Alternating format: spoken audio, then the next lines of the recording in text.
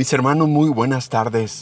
Bendito sea Dios nuevamente estar conectados para seguir estudiando la poderosa palabra de Dios en Shabbat, seminarios bíblicos, para estudiar profundo la palabra de Dios. Muy contentos de continuar con esta nueva serie, El futuro acerca del fin. Y continuando en esta semana con este tema introductorio para conocer con profundidad cuál es lo que nos enseña la palabra de Dios y qué es lo que debemos poner atención y qué no poner atención para que estemos completamente alertas a la nueva venida del Señor, a la segunda venida que había sido anunciada por el Señor Jesucristo antes de partir de este mundo. Así es que, mis hermanos, pónganse cómodos y vamos a ver lo que nos enseña la palabra de Dios el día de hoy. Uno de los aspectos que debemos tomar en cuenta es que nos estamos acabando al mundo, nos estamos acabando a la naturaleza y cada vez se ven tempestades y situaciones mucho más fuertes y mucho más peligrosas.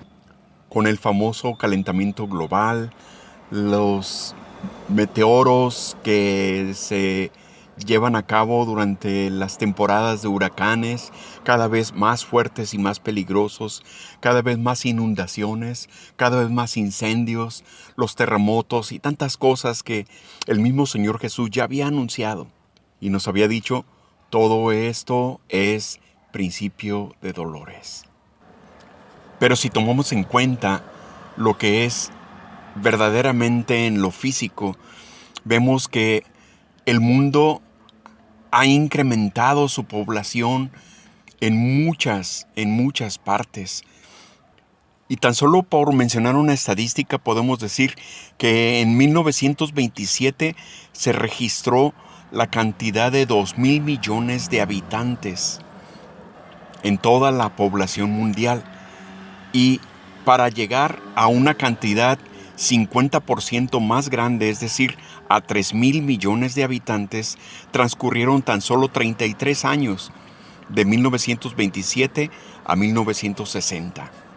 Y no solamente eso, sino que 14 años después, en 1974, la población se multiplicó a otros 1,000 millones, es decir, a 4,000 millones de habitantes. Y tan solo con 13 años posteriores, en 1987, se registraron los 5,000 millones de habitantes. Para llegar en tan solo 12 años después, en 1999, a 6,000 millones de habitantes. 12 años después, para no perder la costumbre, en el 2011 se llegó a 7,000 millones de habitantes. O sea que exponencialmente al día de hoy estamos llegando casi a los 8,000 millones de habitantes.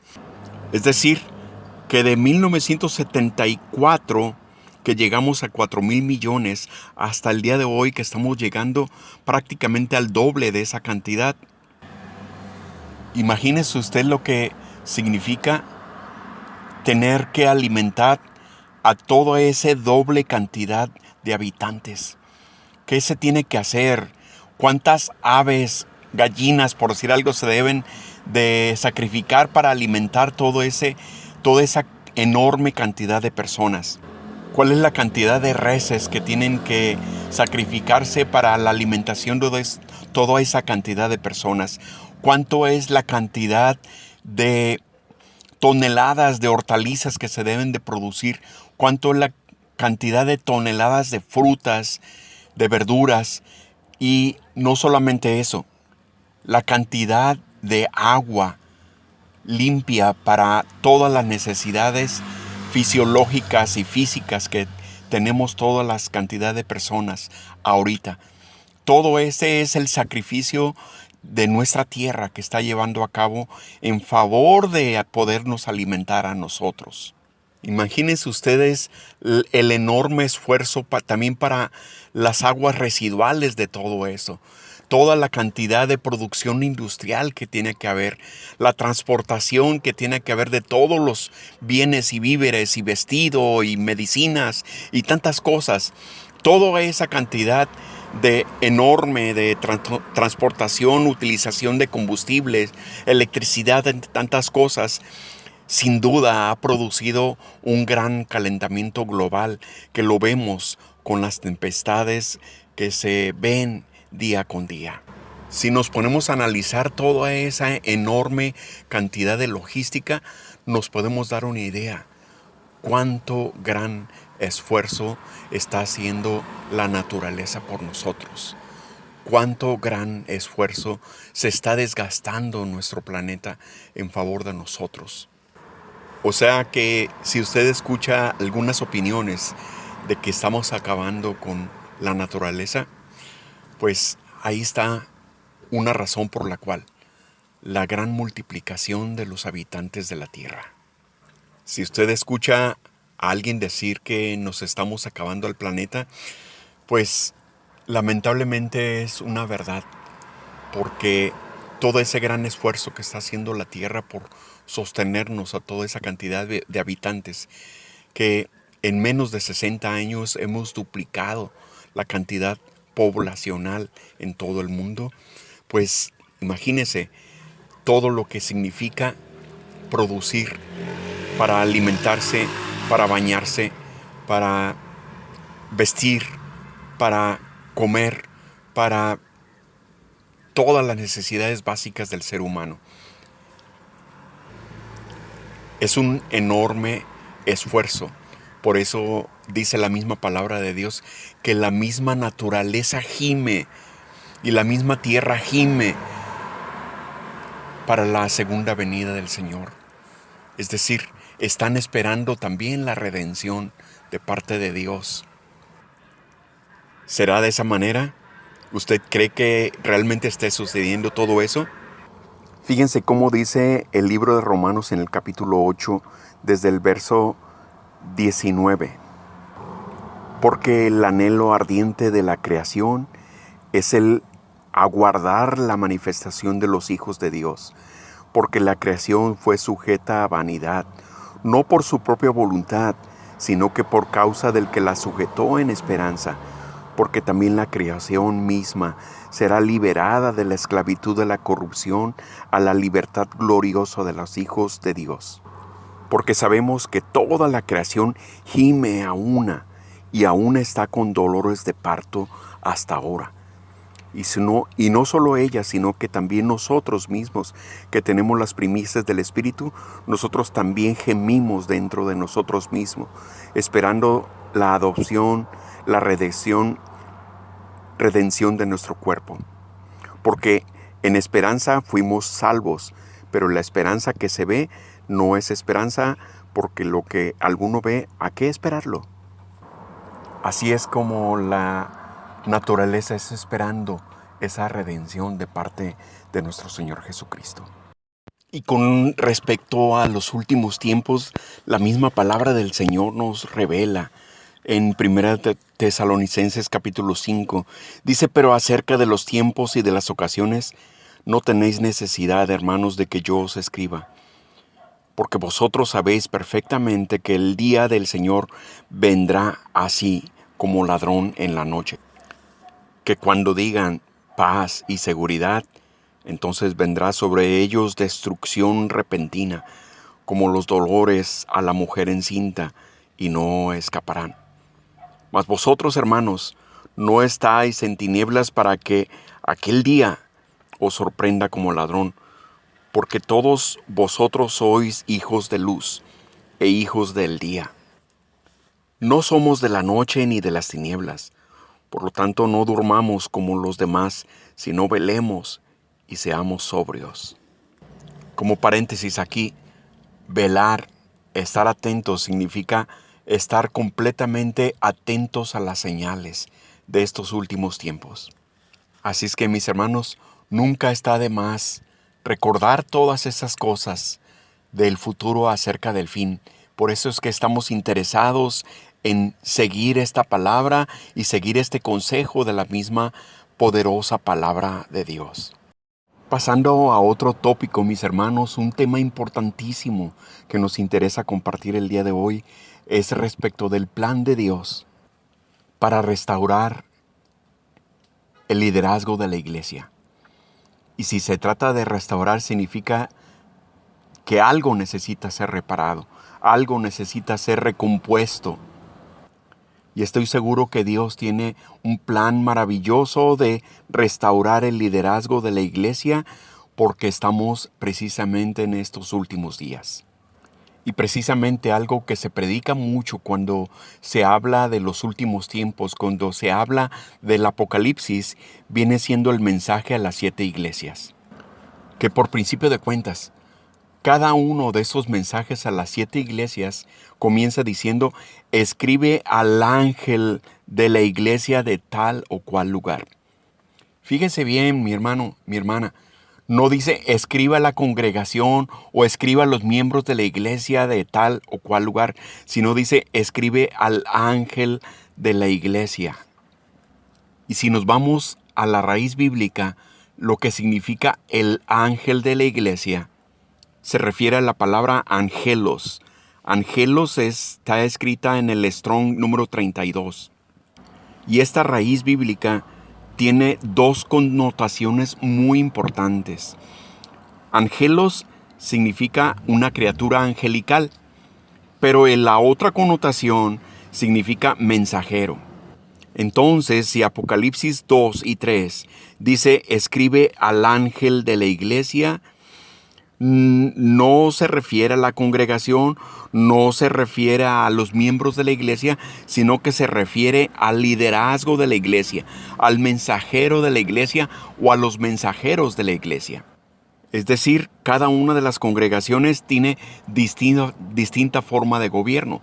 Algunas iglesias está sentado el gobierno de la iglesia en un pastor. En otras está sentada el gobierno de la iglesia en un cuerpo pastoral, o en el consejo de ancianos, o el consejo de líderes de departamentos, etc. Entonces, si dice la palabra de Dios, escribe al ángel de la iglesia de tal o cual lugar, se está refiriendo precisamente al liderazgo de cada una de estas iglesias. Y muchas veces vemos pues que a la hora de abordar estos temas de Apocalipsis es muy común que el pastor o los líderes prediquen a la congregación. Dice, este es el mensaje para la iglesia de Éfeso, el de Esmirna, etcétera, etcétera. Y no, mis hermanos, aquí se trata de que primeramente se debe predicar al espejo y decir, a ver, tú pastor, tú líder, tú predicador, tu maestro, este es el mensaje para ti. ¿Están conmigo, mis hermanos? De eso se trata precisamente, y eso me ha mostrado en esta palabra el Señor, que esta palabra va dirigida al liderazgo de la iglesia, no va dirigida a la congregación, a los miembros de la iglesia. De modo que aquí en Apocalipsis capítulos 2 y 3 vemos un mensaje al liderazgo de 7 iglesias distintas. Que conste que en la numerología de Dios, el 7 es un número universal, un número múltiple realmente, que habla, cualquier tipo de congregación puede encajar en una o en otra de las 7 iglesias que están aquí manifestadas en Apocalipsis capítulos 2 y 3. Así es que, como vemos, el mensaje dirigido al liderazgo de la iglesia de Efeso en el capítulo 2 de Apocalipsis dice: yo conozco tu arduo trabajo y paciencia. También conozco que no soportas a los malos.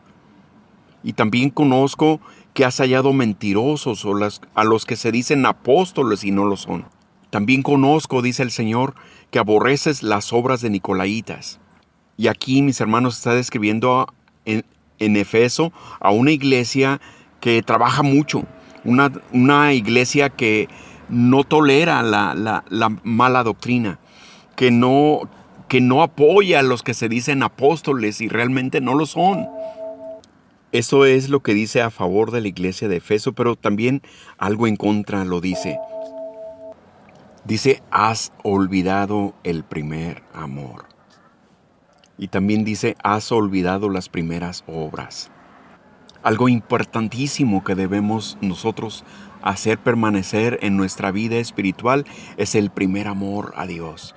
la pasión con la que desde un principio, cuando nos convertimos, llegamos a amar a Dios, sin importar cualquier sacrificio, sin importar la vergüenza de hablarles a otros de Cristo, sin dejar de estar entusiasmados en la palabra de Dios. Esas son las primeras obras que Dios anhela que siempre estemos haciendo. Y también dice la palabra, escribe al ángel de la iglesia de Esmirna. Es decir, escribe al liderazgo de la iglesia de Esmirna. Y dice, yo conozco tus buenas obras y tu tribulación. También conozco, dice, que no temes el padecimiento por cárcel. Aquí habla de un liderazgo que realmente es muy esforzado en hacer buenas obras y que también soporta la tribulación y que tampoco tiene miedo de ir inclusive a la cárcel por amor del nombre de Dios. Pero también a este liderazgo le dice Dios en contra, finges pobreza, pero eres rico. Es decir, que se da baños de humildad, pero en verdad está rico en su vida personal. Esto, mis hermanos, no permanece oculto a los ojos de Dios. Y también le dice la iglesia de Esmirna, has tolerado a los que se dicen judíos y no son sino sinagoga de Satanás. Y mis hermanos, no sé exactamente de qué se trata, pero muchas veces hacemos imitación de judaísmo como práctica de la iglesia, y eso, cuidado, porque realmente a Dios no le agrada. Y también dice el Señor en su palabra, escribe al ángel de la iglesia de Pérgamo. Es decir, escribe a los líderes de la iglesia de Pérgamo. Y dice, tienes a tu favor que retienes mi nombre y que no has negado mi fe. Y precisamente al liderazgo de la iglesia de Pérgamo, dos cosas en contra muy importantes. Y le dice, pero conozco que moras en donde está el trono de Satanás. ¿Y en dónde está el trono de Satanás? En la soberbia, en el orgullo, en la vanidad. Y precisamente se trata del liderazgo que se siente orgulloso de ser verdaderamente contribuyente a la doctrina de Dios y de predicaciones poderosas y portador de milagros y de tantas cosas. Todo eso aumenta la soberbia, aumenta la vanidad y aumenta el orgullo del liderazgo. Y eso es precisamente sentarse en el trono de Satanás. Mucho cuidado con esa clase de liderazgo, mis hermanos. Y la otra cosa que le dice al liderazgo de Pérgamo, tienes a los que retienen la doctrina de Balaam, que enseñan a Balac a poner tropiezo a los hijos de Israel, a comer cosas sacrificadas a los ídolos y a cometer fornicación. Es decir, que dentro de la doctrina también se mezcla doctrinas falsas, doctrinas que no están virtualmente bien cimentadas en lo profundo de la palabra de Dios. Tenemos que tener muchísimo cuidado porque todo eso pervierte a la enseñanza de los miembros de toda la iglesia.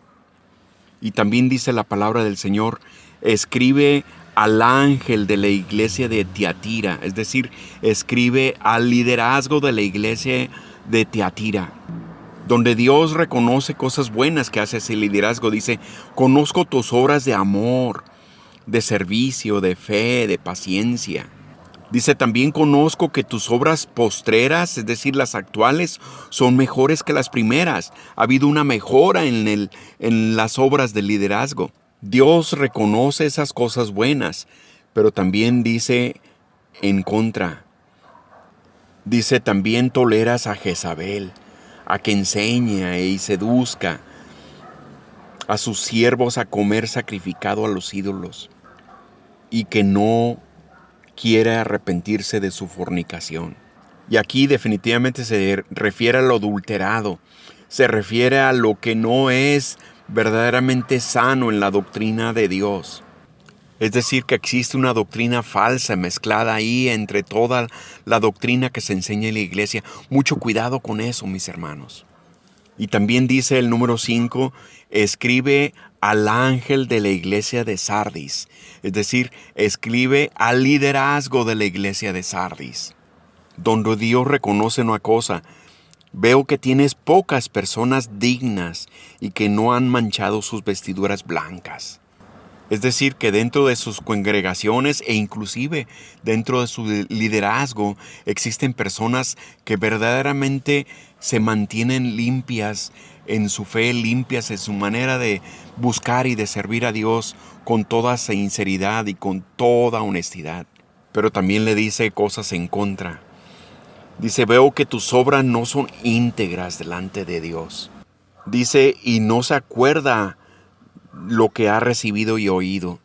Es decir, que nadie puede esconder delante de Dios la integridad que debemos mostrar delante de Él. Y que las obras no son hechas con toda la sinceridad, sino con un afán de mostrar una forma de piedad, pero realmente no es con toda la sinceridad, olvidando inclusive lo que Dios ha hecho en obras de misericordia para con su misma persona del liderazgo. Y dice otra cosa sumamente fuerte para la iglesia de Sardis, para el liderazgo de la iglesia de Sardis. Aparenta que vive, pero está muerto. Fíjense, mis hermanos, ahí hay un acto de falsedad que el Señor está revelando aquí ante este tipo de liderazgo. Cuidado con todo eso. Y sigue diciendo la palabra: escribe al ángel de la iglesia de Filadelfia. Es decir, escribe al liderazgo de la iglesia de Filadelfia. Y cosas muy buenas dice del liderazgo de esta iglesia. Dice, has guardado mi palabra. No has negado mi fe. Has guardado mi paciencia. Es decir, aquí se trata de una buena doctrina, se trata de una buena enseñanza, de un celo de la palabra de Dios. Y eso es bastante bueno. Pero también tiene algo en contra el Señor del liderazgo de la iglesia de Filadelfia. Y que le dice, pero veo que tienes poca fuerza. Es decir, que no es contundente con su trabajo, no es contundente con su enseñanza, no es contundente con la fuerza con la que se debe trabajar por el Evangelio. Cuidado con eso también, porque es parte de la pérdida del primer amor, cuando hay poca fuerza, cuando ya las cosas se hacen por costumbre, se hacen por tradición, se hacen porque está así programado, pero la verdad, a Dios le interesa la sinceridad de corazón. Y también, por último, con el número 7 dice, escribe al ángel de la Odisea. Es decir, escribe al liderazgo de la iglesia de la Odisea. Y aquí hay algo muy en particular, que en favor no existe nada. No declara nada en favor del liderazgo de la iglesia de la Odisea. ¿Por qué será? Tenemos que preguntarnos mucho. En cambio, sí dice cosas en contra. Dice, número 1, que eres tibio. No eres ni frío ni caliente, sino tibio. Y cuidado con eso, mis hermanos. La tibieza, dice la palabra de Dios, que Dios la vomitará, la abomina. Y también le dice, eres vanidoso, porque dice, soy rico y no tengo necesidad. A Dios no le gusta la vanidad y al vanidoso lo mira de lejos. Mucho cuidado con esa clase de liderazgo, mis hermanos. Cuidado, cuidado. Y también en contra dice, eres desventurado, necio, miserable, pobre, eres ciego y eres desnudo. Tantos calificativos así que en verdad debe darnos pena, mis hermanos, si nosotros fuéramos esa clase de liderazgo que describe la palabra de Dios aquí. De modo que pongamos atención a lo que el Señor enseña al ángel de las 7 iglesias, al ángel de cada una de las 7 iglesias, es decir, al mensajero de cada una de las 7 iglesias, al liderazgo de cada una de esas 7 iglesias. De ese modo, mis hermanos, cuando se trata de el mensaje profético de Apocalipsis, este mensaje primero, el mensaje a las 7 iglesias, se trata del mensaje a los 7 líderes distintos de la iglesia del Señor Jesucristo. Dios quiere restaurar al liderazgo de la iglesia. Dios quiere que reflexionemos y que pensemos y que prediquemos al espejo y veamos en dónde estamos fallando para que por el liderazgo la iglesia misma sea restaurada. Así es que de ese modo, mis hermanos, démosle gracias a Dios por esta palabra y sigámonos preparando para seguir creciendo en esta escritura, en esta palabra profética que nos habla el Señor. En Shabbat, seminarios bíblicos para estudiar profundo la palabra de Dios.